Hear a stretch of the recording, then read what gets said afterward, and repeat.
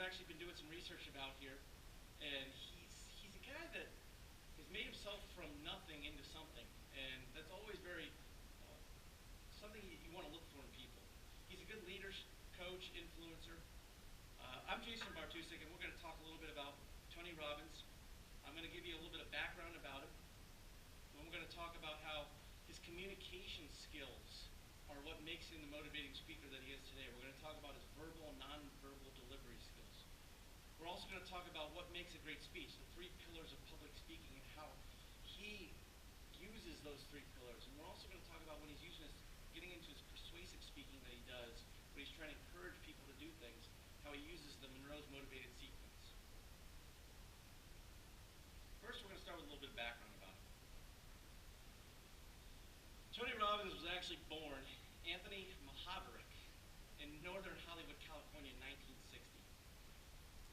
He came from a broken home. His parents were divorced when he was 7. His mom was an alcoholic and a drug addict, and she had many marriages over the course of his life, actually.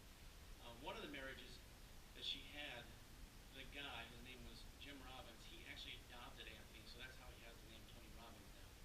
He has 2 siblings, a brother and a sister. Over the course of his childhood years and into adolescence, getting into high school, he actually grew 10 inches in just this few years in high school. He's actually 6'7". They found out that his growth came from a pituitary tumor that he had in his skull. The thing about that is that he had an opportunity at the age of 31 to get it removed, and he chose not to, just because it was too risky of a procedure that he really wasn't quite sure, and he thought that he had too many more people that he had to influence. At the age of 17, his mother chased him out of his home with a knife, and he never went back. So after that point in his life, he never went back home. I'm going to read you a little excerpt here from his most recent book, Money, Master the Game, that I've been reading.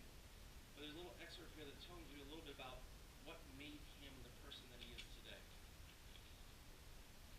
For me, money was always out of reach as a child. It was always a source of stress because there was never enough of it. I remember having to knock on the neighbor's door to ask for food for my brother and sister and me. Then, on Thanksgiving Day when I was 11 years old, something happened that changed my life forever. As usual, there was no food in the house, and my parents were fighting. Then I heard someone knocking at the front door. I opened the crack and saw a man standing on the steps with a grocery bag filled with enough food for a big Thanksgiving dinner. I could hardly believe it. My father always said that nobody gave a damn about anybody. But all of a sudden, someone I didn't know, who wasn't asking for anything in return, was looking out for us. It made me think, does this mean that strangers care? And I decided that if strangers care about me and my family, I care about them. What am I going to do? I promised myself that day I was going to find a way, somehow, someday, to give back and pay it forward. So when I was 17, I saved my money from working nights as a janitor and went out on Thanksgiving and fed 2 families. It was one of the most moving experiences of my life. It lifted my spirit to see faces turn from despair to joy. Truly, it was as much a gift to me as it was to them. I didn't tell anybody what I was doing, but the next year, I fed 4 families, and then 8.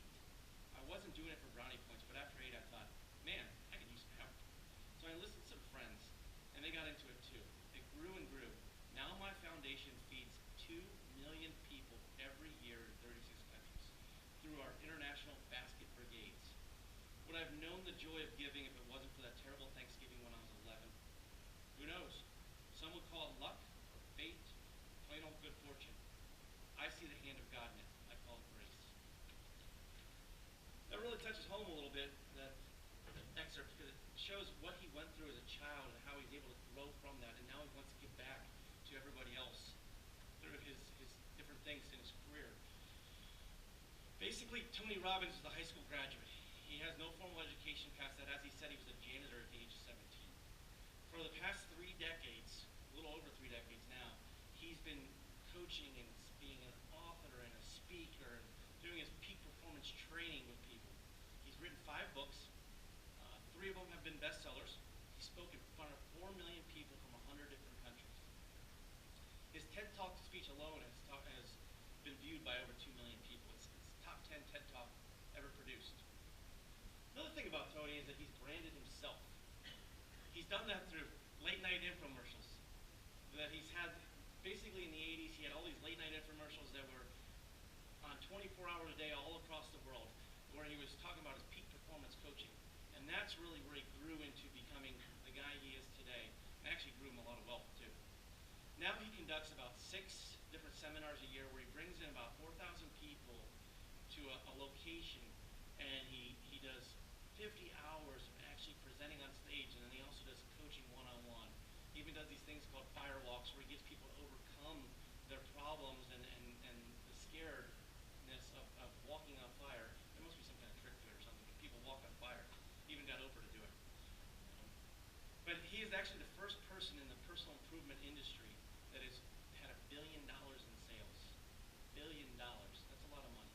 If you want to find out more information about him, you can go to his website, www.tonyrobbins.com. One of the things about him we talked about, the next thing actually, is delivery skills. He has great verbal and nonverbal delivery skills when he's presenting in front of people. We're going to watch a short video here, and I want you to take a look at how he interacts with the crowd through his verbal and nonverbal delivery skills. Whatever stage of life that we're in, the fundamentals we're going to talk about will make a measurable difference for you, but you're going to have to decide what's right for you. So all I'm trying to tell you is, today, think of this as a second opinion. Think of this as the most important subject of your life, even though you may not have made it that way. Think of it as something that isn't a should, but a total what? A must to master, because if you master this, everything else you can dream of is available to you. And if you fail to master this, everything else goes to the wayside. I meet people all the time in relationships, and they want relationship therapy, and I say, you know what you gotta do? You gotta exercise, you gotta work out, you gotta lose some weight. You guys are just so tired, there couldn't possibly be any passion. When you're exhausted, there is no passion. And you'll say, okay, well, I'm gonna really work on a plan, and I'm gonna organize things, and I'm gonna find the best trainer, and I come back and I'm talking to them a week later, and they're still planning things. This woman's telling me, no, but I'm gonna get the best trainer. I got the very best trainer to organize this. I said, ma'am, with all due respect, you don't need a plan, you need a trainer, you need somebody who gets behind you and just yells, run! Move! You don't need this long plan, you just gotta move. We're living in a society where nobody moves anymore. What do we like today? A lot of people get injured today. They don't get injured smashing into people playing football and everything else. They get injured typing, right? Picking up a pencil. There.